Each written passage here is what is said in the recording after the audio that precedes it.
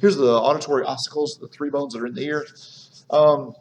These aren't really described in your book, but I thought, I'd be remiss if I didn't describe them because they are bones that are in the skull. So you have what are called the malleus, the incus, and the stapes, and that is the so the stapes is the stirrups, just like looks like a horse stirrups, and these go into the cochlea, and you have the auditory nerve coming in to detect the vibrations. So here's your tympanic membrane here, and that vibrates back and forth.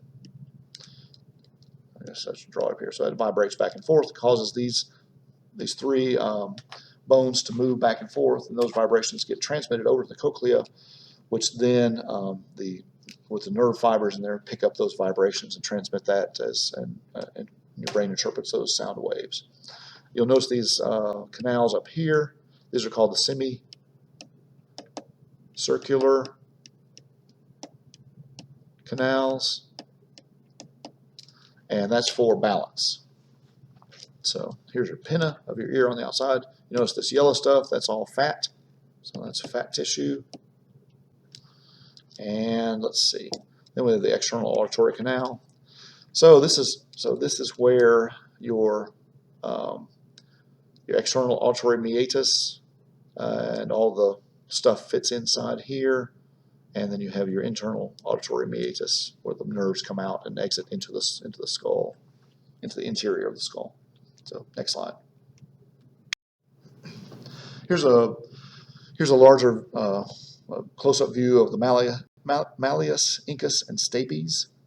You don't have to know these parts or the names of the bones. I just wanted to point them out to you so that you know that they're there. So next slide. And a little review of bone markings. So fissures are narrow slits or clefts in a bone. So a slit is a fissure. Foramen is an opening or hole. Fossa is a depression. Meatus is a canal or a tube-like passageway. Processes, things that stick off bones. There's condyles. There's a ramus, which is a branch of a bone, and a spine, which is often a pointed process, or might not be pointed in the sense, but it's kind of more of a ridge in a way on a bone, a thin ridge, and we'll talk about those kind of things later on. Let's see. So next slide.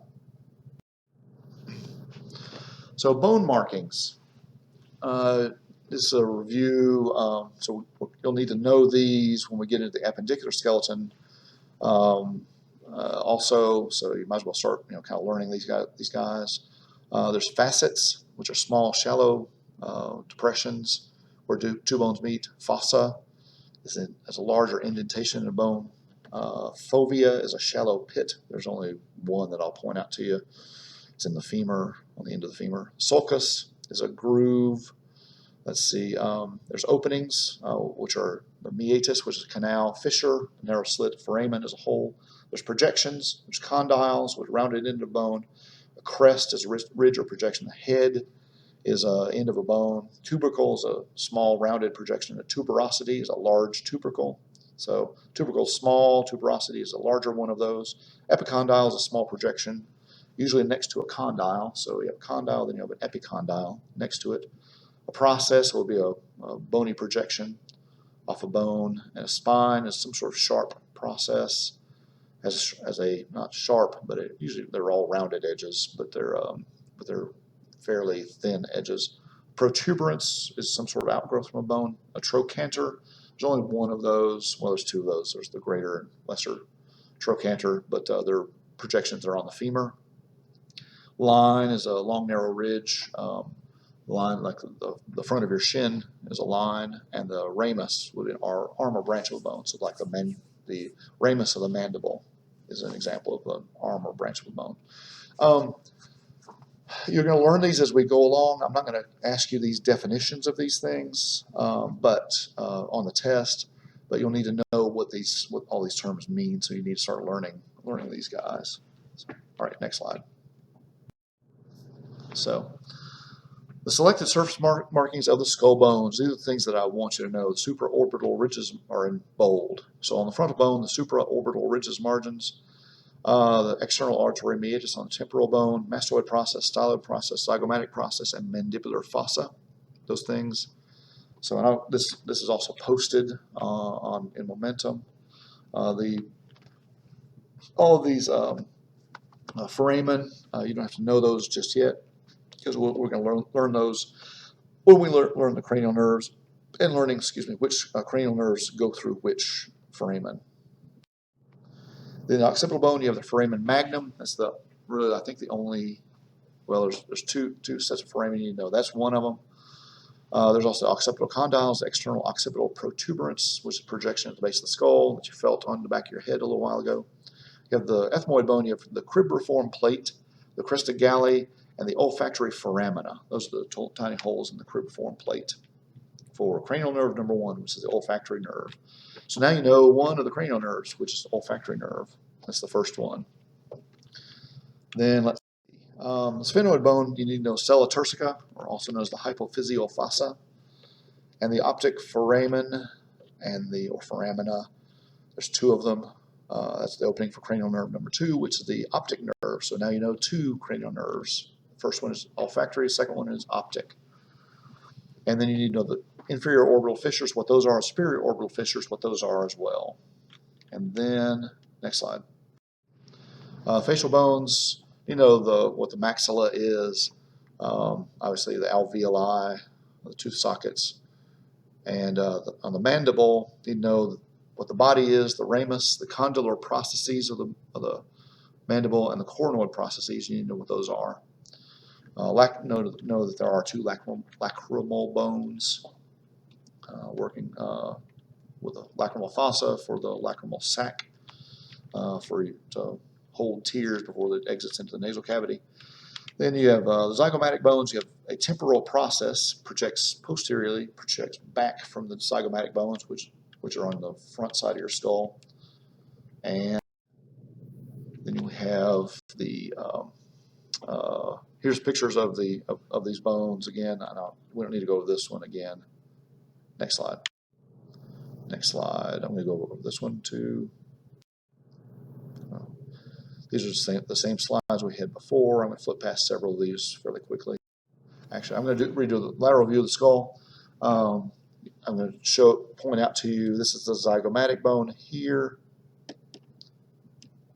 This is the temporal bone here.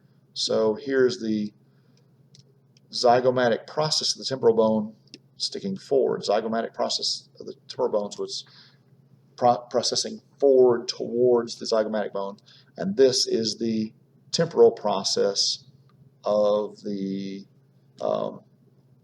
zygomatic bone going back that way.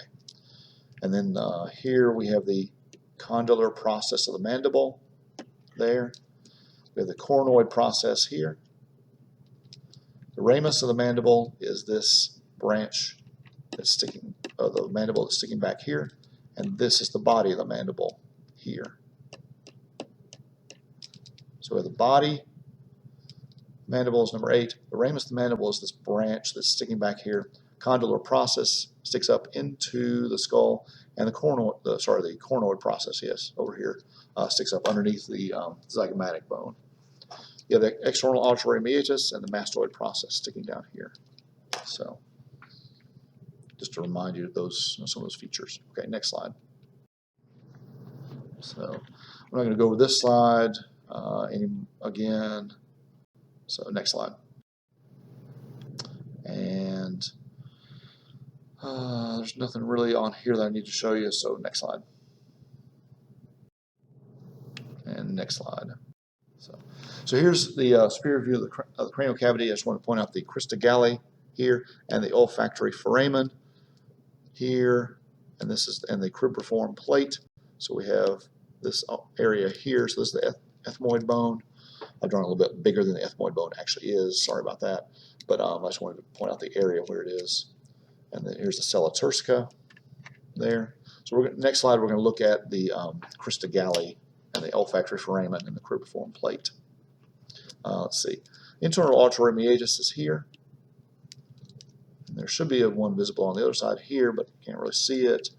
Let's see. And here's the foramen magnum here. So, and what else? And the optic foramen over here, you actually see them a little bit right there and there. So, okay, next slide. So here's the cribriform plate. You can easily see the olfactory foramen in the cribriform plate here. So you have all these little holes where the olfactory nerve endings go through and go inside the nasal cavity, and here's the crista galli sticking up so the brain can be held down by the meninges into the skull. Next slide.